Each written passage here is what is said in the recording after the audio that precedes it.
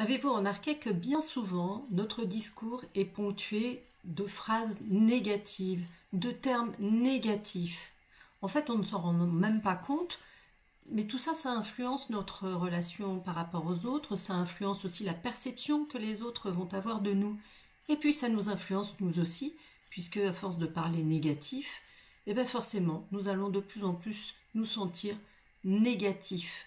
Nous ne serons pas dans une belle énergie et nous n'enverrons pas de belle énergie. Alors moi, je vous propose qu'on réfléchisse ensemble à comment faire pour pouvoir parler plus positivement. Alors, quel est l'intérêt de parler plus positivement? Quel est l'intérêt d'avoir une communication positive? Alors, quel est l'intérêt de parler plus positivement? Quel est l'intérêt de la formulation positive? Eh bien, tout simplement, si je prends l'exemple du verre à moitié plein, à moitié vide, si l'on formule de façon plus positive, on va attirer l'attention de notre interlocuteur sur le verre à moitié plein. Et du coup, ça va le mettre dans de meilleures prédispositions, ça va l'amener sur des émotions plus positives et il sera plus enclin à nous écouter, à accueillir notre discours, à accepter nos propositions.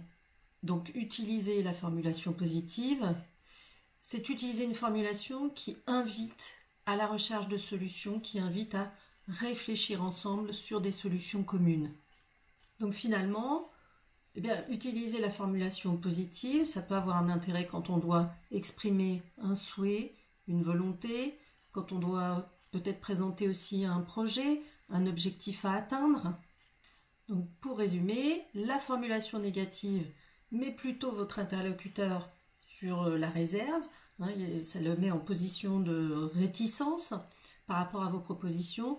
En revanche, la formulation positive, elle, amène votre interlocuteur à être beaucoup plus ouvert et beaucoup plus à même de participer avec vous, de vous soutenir et de rechercher des solutions. Sans compter que quand vous parlez positif, vous donnez une image positive de vous-même, vous montrez que vous êtes quelqu'un de plus affirmé, que vous êtes quelqu'un de plus engagé, énergique, volontaire, qui va de l'avant, qui espère. Vous voyez, ça m'entraîne comme ça. Donc la formulation positive, c'est une énergie qui est montante, une énergie qui entraîne. Donc qui va entraîner aussi votre interlocuteur. Alors vous allez me dire, eh bien maintenant, comment fait-on pour parler positivement, pour formuler positivement? Alors il ne s'agit pas de révolutionner tout votre langage, mais simplement, déjà dans un premier temps, peut-être de vous écouter et de repérer comment vous parlez et à quel moment vous formulez négativement et comment vous formulez négativement. À quelle fréquence aussi? Est-ce que c'est juste un petit peu ou est-ce que c'est vraiment fréquemment ou est-ce que c'est tout le temps? Donc déjà, soyez à l'écoute de ce que vous produisez comme langage. Ensuite, si vous voulez commencer à opérer quelques petits changements, ne visons pas de changements radicaux d'emblée, parce que de toute façon, ça n'aurait pas de sens, et puis ça risquerait de vous perturber. Moi, je vous donne un premier petit truc, c'est remplacer tous les « il faut »,« je dois » par « je peux » ou « je veux ». Si je vous donne un exemple, il faut que je range mon bureau, parce que alors là, vraiment, j'en ai partout. Il faut, c'est une injonction, ça pèse.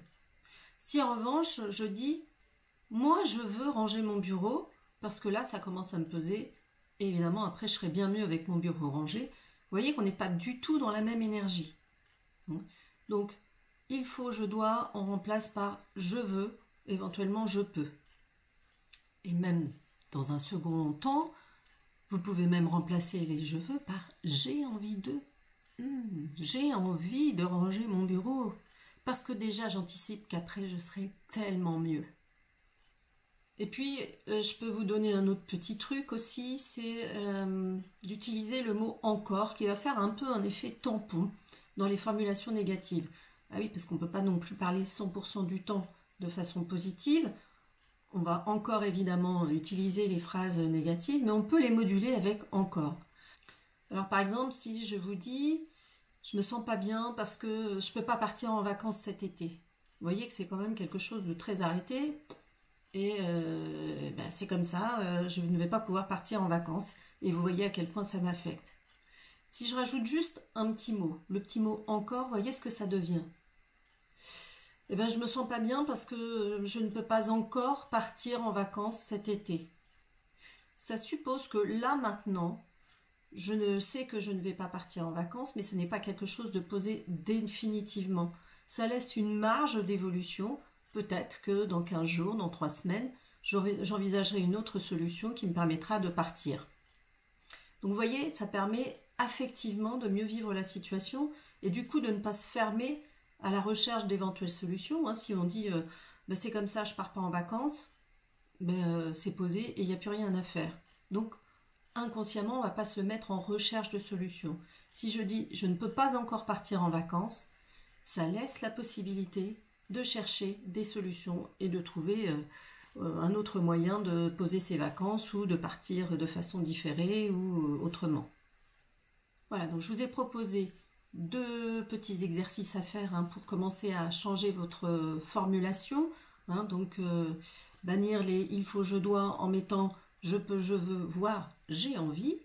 Et puis utiliser le encore comme tampon dans la formulation négative.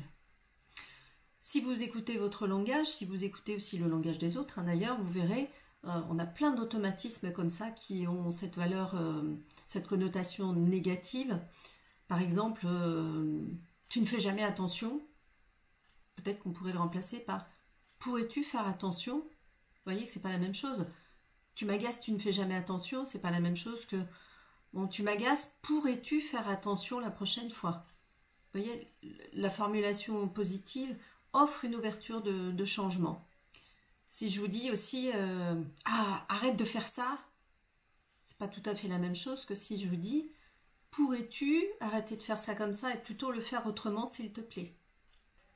Alors vous allez me dire ça fait des phrases à rallonge, finalement pas tant que ça, c'est plus se conditionner au niveau mental et se dire j'arrête de casser, j'arrête de fermer mon langage et j'essaie de générer de nouvelles ouvertures pour ouvrir la communication, pour ouvrir la recherche de solutions.